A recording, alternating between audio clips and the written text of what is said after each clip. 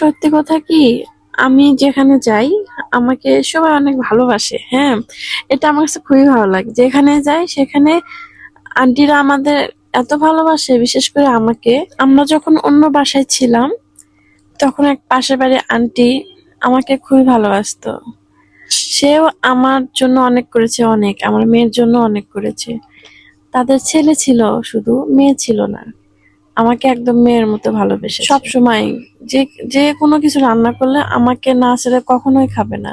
Uncle আমার মেয়ের জন্য অলওয়েজ চকলেট নিয়ে এসেছে রাতের বেলা, প্রত্যেকটা দিন। আর যদি শুনে যে আমি এই জিনিসটা বেশি পছন্দ করি, আমার জন্য ওই জিনিসটা নিয়ে এসেছে আঙ্কেল।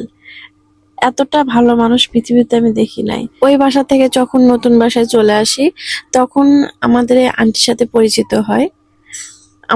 প্রথমে আমার সাথে পরিচয় হয়। তো তারা থাকে ৪ তলায়, আমরা থাকি ৬ তলায়।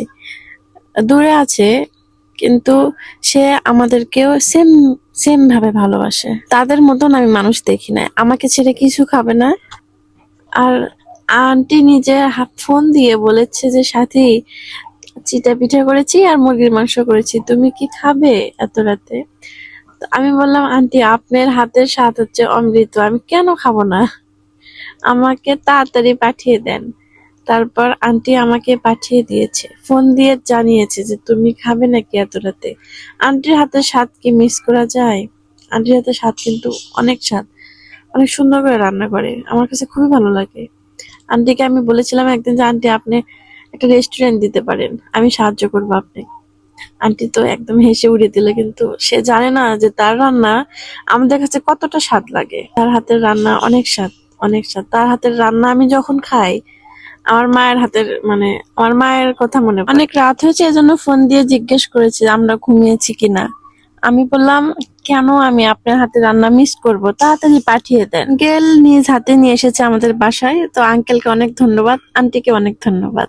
আপনাদের জন্য দোয়া করি, সবসময় ভালো থাকবেন। অনেক সময় ফোন দিয়ে বলে, সাথী তাড়াতাড়ি বাসায় আসো। আমি তো ভাবি কি জানি কি হয়েছে, পরে গিয়ে দেখি সে আমার জন্য খাবার রেডি করছে।